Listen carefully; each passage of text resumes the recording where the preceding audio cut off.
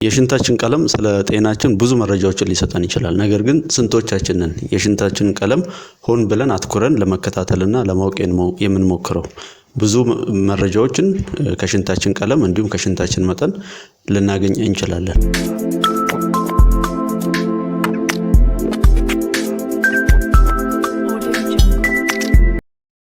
ሰላም እንዴት ናችሁ? የንቃተ ጤና ቤተሰቦች እንኳን ወደ ዩቲዩብ ቻናሌ በሰላም መጣችሁ። ዛሬ የምናየው የሽንታችን ቀለም ስለ ጤናችን ምን ይነግረናል የሚለውን ነው። ብዙዎቻችን የሽንታችንን ቀለም ሆን ብለን አንመለከትም። ነገር ግን ብዙ በሽታዎች ሳይባባሱ በፊት ሽንታችን ብዙ ምልክቶችን ሊሰጠን ይችላል። ስለዚህ የተለያዩ የሽንት ቀለሞች ስለ ጤናችን ምን አይነት መረጃን ሊሰጡን ይችላሉ የሚለውን ዛሬ አብረን እናያለን። እስከ መጨረሻው ድረስ አብራችሁኝ ሁኑ። አዲስ ከሆናችሁ ደግሞ ሰብስክራይብ ማድረግ አትርሱ። እንዲሁም ሼር በማድረግ ላይክም በማድረግ ለሌሎችም እንዲደርስ አድርጉ።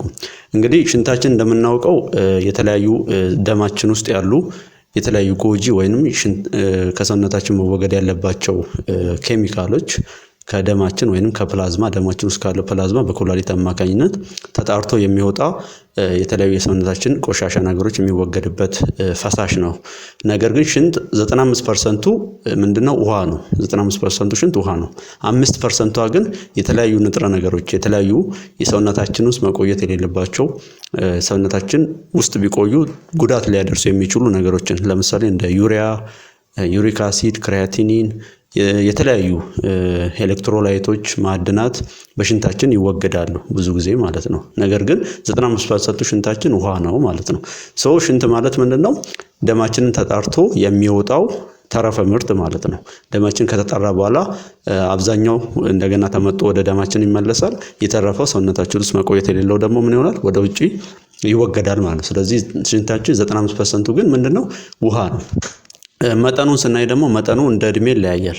ለምሳሌ አዋቂዎች ላይ በ24 ሰዓት ውስጥ አንድ አዋቂ ጤነኛ ኩላሊት ያለው አዋቂ ቢያንስ ከ800 እስከ 2000 ሚሊ ሊትር ከ800 ሚሊ ሊትር እስከ 2 ሊትር ድረስ በ24 ሰዓት ውስጥ ሽንት ሊኖረው ይገባል ተብሎ ይታሰባል። ህፃናት በተለይ ደግሞ ከአንድ ዓመት በታች ከሆኑ ደግሞ ከአንድ ዓመት በላይ ከሆኑ 0.5 ሚሊግራም በኪሎግራም በሰዓት ያ ማለት 0.5 ሚሊግራም የሚሆን ወይንም ሚሊ ሊትር የሚሆን ሽንት በኪሎግራማቸው በግራም የሰውነታቸው ክብደት ሊኖራቸው ይገባል። ይሄ ኖርማል ወይንም ትክክለኛ የሽንት መጠን ነው። ከዚህ ሲያንስ ደግሞ ኦሊጉሪያ ይባላል። ለምሳሌ ከ500 እና ከ400 በታች ሲሆን በ24 ሰዓት ውስጥ አንድ ሰው ፕሮዲዩስ የሚያደርገው ሽንት ከ500 በታች ሲሆን ኦሊጉሪያ ይባላል። ሌላው ደግሞ ከ100 ሚሊ ሊትር በታች ከሆነ በ24 ሰዓት ውስጥ አኒዩሪያ ይባላል። አኒዩሪያ ማለት ኦልሞስት ሽንት ያ ሰው ምን አይልም ማለት ነው፣ ሽንት ፕሮዲዩስ አያደርግም። ያ ማለት ኩላሊታቸው ሙሉ በሙሉ ፌል ያደረገባቸው ሰዎች ላይ የሚታይ ነው። ይሄ አኒዩሪያ ይባላል። በ24 ሰዓት ውስጥ ከ100 ሚሊ ሊትር በታች ከሆነ አንድ ሰው የሚሸናው ማለት ነው። ሽንት ፕሮዲዩስ እንዲሆን እንዲሁም አጠቃላይ ለኩላሊትና ለሽንት ስርዓት ጤንነት በቂ ውሃ መጠጣት አስፈላጊ ነው። እንግዲህ ሲዲሲ ሴንተር ፎር ዲዚዝ ኮንትሮል እንደሚያሳየው ከሆነ ቢያንስ በቀን አንድ ሰው እስከ 2.5 ሚሊ ሊትር ውሃ መጠጣት አለበት። ያ ማለት በግምት ከ6 እስከ 8 ብርጭቆ ውሃ መጠጣት አስፈላጊ ነው ለአጠቃላይ ለሰውነታችን በተለይ ደግሞ ለኩላሊትና የሽንት ስርዓታችን ጤንነት ማለት ነው። ይሄ ትክክለኛ መጠኑ ነው። አሁን ደግሞ ወደ ቀለሙ እንይ። ብዙዎቻችን ሽንሸና የተለያየ ቀለም ልናይ ይችላል። ይሄ በብዙ ምክንያት ሊሆን ይችላል። ሽንታችን የተለያየ ቀለም ሊይዝ የሚችለው በብዙ ምክንያት ነው። ለምሳሌ የመጀመሪያው ኖርማል ከለሩ እንዴት ነው? የሽንት ኖርማል ትክክለኛ ጤናማ ከለሩ ጤናማ ቀለሙ ምንድነው ስንል ይሄ ስትሮ የሎ የሚባል ከለር ነው ያለው ትክክለኛ ሽንት። ስትሮ የሎ ማለት ደብዘዝ ያለ ቢጫ፣ በጣም ቢጫ ያልሆነ ውሃም የውሃ ከለርም ያልሆነ ደብዘዝ ያለ የቢጫ ከለር ይኖረዋል፣ ስትሮ የሎ ከለር። ሌላው ደግሞ የሽንት ቀለም ሊሆን የሚችለው ምንድነው? ውሃ የመሰለ ልክ ውሃ ምንም ከለር የሌለው፣ ይሄ በብዛት ውሃ በምንጠጣበት ጊዜ ይሆናል። እንዲሁም ደግሞ አንዳንድ ዲዩሬቲክስ የሚወስዱ ሰዎች ለምሳሌ እንደ ፊሮሴማይድ፣ ላዚክስ የመሳሰሉትን መድኃኒቶች ዲዩሬቲክስ ወይንም ሽንት ፕሮዲዩስ እንዲደረግ የሚያደርጉ መድኃኒቶችን የሚወስዱ ሰዎችም ምን ይሆናል? ሽንታቸው ነጭ ሊሆን ይችላል። ብዙ ጊዜ ነጭ የሚሆነው ከምን ጋር ነው? አልኮል ተጠቃሚዎች ካሉ አልኮል የሚጠጡ ሰዎች ሽንታቸው ነጭ የመሆን እድል አለው። ዲዩሬቲክስ የሚወስዱ ሰዎች ሽንታቸው ነጭ የሚሆን እድል አለ። ብዙ ውሃም ከጠጣን ሽንት ነጭ ሊሆን ይችላል ማለት ነው። ሶ ነጭ ወይንም ውሃ መሰል ሽንት የሚሸና ሰው ምክንያቶቹ ይሄው ሊሆን ይችላሉ። ሌላው ደግሞ ቀይ ሽንት ነው። ሽንታችን ቀቀላ በምን ምክንያት ሊሆን ይችላል? አንደኛው ብዙ ኤክሰርሳይዝ የሚያደርጉ ማለት ክብደት የሚያነሱ ሰዎች ጫና ያለው ኤክሰርሳይዝ ጫና ያለው የስፖርት እንቅስቃሴ የሚያደርጉ ሰዎች ሽንታቸው ቀይ ሊሆን ይችላል። ምክንያቱም ጡንቻ ላይ ያለው ይሄ ማዮግሎቢን የሚባለው ፕሮቲን ከባድ እንቅስቃሴ በሚሰራ ጊዜ ምን ይሆናል? እየተሰባበረ ወደ ሽንት ይሄዳል። እየተሰባበረ በኩላሊታችን በኩል ተጣርቶ ይወጣል። በዚህ ምክንያት ሽንት ቀይ ሊሆን ይችላል በከባድ እንቅስቃሴ። ሌላው ግን ከበሽታ ጋር የሚያያዘው ምንድነው? ኩላሊት ጠጠር ወይንም ይሄ የሽንት ቱቦ ሽንት ፊኛ እንዲሁም ኩላሊት ውስጥ እጢ ከበቀለ ወይንም ካንሰር እጢ ከበቀለ ሽንት ቀይ ሊሆን ይችላል። ይሄም አንዱ የበሽታ ምልክት ነው፣ ቀይ መሆኑ ማለት ነው። ሌላው ደግሞ ከምግብ ጋርም ሊሆን ይችላል። ከምግብ ጋር ለምሳሌ እንደ ቀይ ስር የመሳሰሉ አንዳንድ ፍራፍሬዎች ሽንትን ቀይ የማድረግ ጸባይ ይኖራቸዋል። ከበሽታ ጋር የተገናኘ ብቻ ላይሆን ይችላል። ነገር ግን ቀይ ለበሽታ ምልክት ይሆናል። እንደ ኩላሊት ጠጠር እጢ አካባቢ እዚህ ሽንት ስርዓታችን አካባቢ ከበቀለ ቀይ ሊሆን ይችላል ሽንታችን። ይሄ ሌላው የሽንት መልክ ወይንም የሽንት ቀለም ነው። ሌላው ደግሞ ብርቱካናማ ሽንት ካየን ስንሸና ብርቱካናማ ከሆነ ይሄ ምክንያት ምን ሊሆን ይችላል? አንደኛው ምክንያት ምንድነው? አንዳንድ መድኃኒቶች ለምሳሌ ካንሰር ታማሚዎች የሚወስዷቸው ኬሞቴራፒ መድኃኒቶች ካሉ ሽንት ምን ሊሆን ይችላል? ወደ ብርቱካናማ ቀለም ሊሆን ይችላል።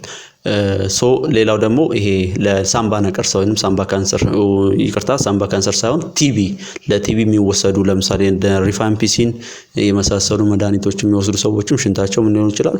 ብርቱካናማ ቀለም ሊኖረው ይችላል። ይህም ሌላው ምክንያት ነው፣ ሽንት ብርቱካናማ እንዲሁም ማለት ነው። ሌላው ምክንያት ሊሆን ይችላል። ሌላው ደግሞ የጉበትና የሐሞት ከረጢት ችግር ካለ ለምሳሌ ጉበታችን ምንድነው ዋናው ስራው ብዙ ስራው እንዳሉ ሆኖ አንዱኛው ዋናው ስራው ደግሞ የሞቱ የቀይ ህዋሶቻችን የቀይ ደም ሴል ወይንም የቀይ ደም ህዋሶቻችን ከተሰባበሩ በኋላ ጉበት ውስጥ ምን ይሆናሉ? ቢሊሩቢን የሚባል ነገር ይለቀቃል። ያ ቢሊሩቢን በስርዓቱ ካልተለቀቀ ወይንም ደግሞ በስርዓት ማይለቀቅ ከሆነ የጉበታችን ላይ ችግር ካለ ምን ይሆናል? ይሄ ቢሊሩቢን በብዛት ሽንት ውስጥ ሊታይ ይችላል እና ሽንታችንን ብርቱካናማ ቀለም እንዲኖረው ሊያደርግ ይችላል። ይሄ ቢሊሩቢን የጉበት ችግር ያለባቸው ሰዎች ሽንታቸው ብርቱካናማ ከለር ሊሆን ይችላል። ምክንያቱም ይሄ ቢሊሩቢን የሚባለው ኬሚካል በብዛት ሽንት ውስጥ ሊገኝ ስለሚችል ማለት ነው። አንዱ ምክንያት ይሄ ነው፣ ሽንት ብርቱካናማ እንዲሆን ሊያደርግ የሚችል ማለት ነው። እንዲሁም ቤታ ካሮቲን ኬሚካል ያላቸው እንደ ካሮት ያሉ ምግቦች ሽንትን ብርቱካናማ ቀለም ሊኖራቸው ይችላል። ስለዚህ የትኛውም ከለር ከበሽታም ጋር በሽታ ካልሆነ ነገርም ጋር ሊያያዝ ይችላል። ሌላው ነገር ደግሞ ሽንታችን ለምሳሌ አረፋማ ልክ ስንሸና ልክ እንደ ሳሙና አረፋ የሚሆን ከሆነ በጣም አረፋ የሚሰራ ከሆነም ይህም ጥንቃቄ መውሰድ አለብን። ለበሽታ ምልክት ሊሆን ይችላል። ለምሳሌ ፕሮቲን እየወጣ ነው። ብዙ ጊዜ ምንድነው ኩላሊት ድክመት ኩላሊታቸው እየደከመ ያለው ሰዎች ምንድነው ፕሮቲን ኖርማሊ ወደ ሽንት አይወጣም። ምክንያቱም ፕሮቲን ላርጅ ነው፣ ሳይዙ ላርጅ ስለሆነ ግሎሜሩላር ካፒላሪ የሚባለውን አያልፍም። ነገር ግን ኩላሊት ድክመት ያለባቸው ግሎሜሩለስ የሚባለው የኩላሊት ክፍል ወይንም የኔፍሮን ክፍል የተጎዳባቸው ሰዎች ምን ይሆናሉ? ፕሮቲን ወደ ውጭ ሊለቁ ይችላሉ። ፕሮቲን በጣም ብዙ ካለ ሽንታችን ውስጥ አረፋ ሊሆን ይችላል። ልክ ስንሸናው እንደ አረፋ ኩፍ የሚል ከሆነ ልክ እንደ ሳሙና አረፋ የሚፈጥር ከሆነ ይህም የኩላሊት ድክመት አንዱ ምልክት ሊሆን ይችላል። እንዲሁም ደግሞ ስኳር ታካሚዎች ወይንም የስኳር ታማሚዎች ላይም ግሉኮስ በብዛት ሊለቁ ስለሚችሉ እነሱ አረፋ ሊሆን ይችላል ማለት ነው። ሌላው ነገር ደግሞ ደመናማ ማለት እንደ አረፋ የሚፈጥር ሳይሆን ደመናማ የሆነ ብጥብጥ ያለ አይነት ድፍርስ የሆነ የሽንት አይነት አለው። እሱ ደግሞ ምልክት ሊሆን ይችላል የሚለውን ስናይ ኢንፌክሽን ካለ የሽንት ቱቦ የኩላሊት ወይንም ደግሞ የሽንት ፊኛ ኢንፌክሽን ካለ ሽንት ደመናማ የመሆን እድል አለው። ይሄ የሽንት ኢንፌክሽን ወይንም ይሄ ዩሪናሪ ትራክት ኢንፌክሽን የምንለው የኢንፌክሽን ምልክት ነው። ሌላው ነገር ደግሞ እጢ ካለ ወይንም ኩላሊት ጠጠር ካለም ሽንታችን ምን ሊሆን ይችላል? ደመናማ ቀለም ሊይዝ ይችላል። ሌላው ደግሞ ወተት ልክ እንደ ወተት ነጭ ከሆነ ሽንታችን ሲሸና ነጭ ከሆነ ይሄ ብዙ ከምን ይለያያል? ከካይሊዩሪያ ይባላል። ካይሊዩሪያ ማለት ይሄ ሊምፍ ኖድ የሊምፍ ግላንዳችን የሚልፍ እጦቻችን ውስጥ ያለው ፈሳሽ ወደ ሽንታችን ሲቀላቀል እንደዚህ አይነት ካይሉሪያ ወይንም ወተት የመሰለ ሽንት ልንሸና እንችላለን። በብዛት ይሄ ኤሌፋንቲያሲስ ምናልባት ዚሆኔ የሚባል ይሄ ቆላማ አካባቢዎች ላይ ያለ በሽታ አለ። ኤሌፋንቲያሲስ ይባላል።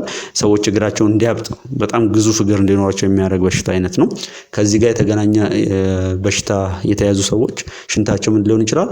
ወተት ከለር ወይንም ነጭ እንደ ወተት ነጭ የሆነ ሽንት ሊሸኑ ይችላሉ። ስለዚህ የተለያዩ ሽንት ቀለማት ስለ ጤናችን የተለያዩ መረጃዎችን ሊሰጠን ይችላል። ስለዚህ አትኩረን በተቻለ መጠን መመልከት ያስፈልጋል ሁልጊዜ ማለት ነው።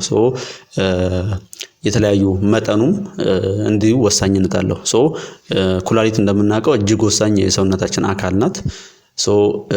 ከሽንታችን የሚወጡ በሽንታችን የሚወጡ ነገሮች የኩላሊት ብቻ ሳይሆን የጉበትና የሌሎች አካላታችንም የጤና ሁኔታም ምልክት ይሰጣናል። ስለዚህ ይህን በመከታተል የተባበሰ በሽታ ሳይኖርብን በጊዜ ስለ ጤናችን መረጃዎችን ማግኘት ይገባናል ማለት ነው። ስለዚህ በቂ መረጃ ሽንትና ስለ ሽንት መጠን እንዲሁም ስለ ሽንት ቀለሞች አግኝታችኋል ብዬ አስባለሁ። ኮመንት ላይ ደግሞ ሌላ ጥያቄም ካለ ያልገባችሁ ነገር ካለ ኮመንት ላይ አሳውቁኝ። ዲስክሪፕሽን ላይ ተጨማሪ መረጃዎችን አስቀምጥላችኋለሁ። ቀጣይ ደግሞ ሌላ መረጃን ጤና ነክ መረጃን ይዤ እመለሳለሁ።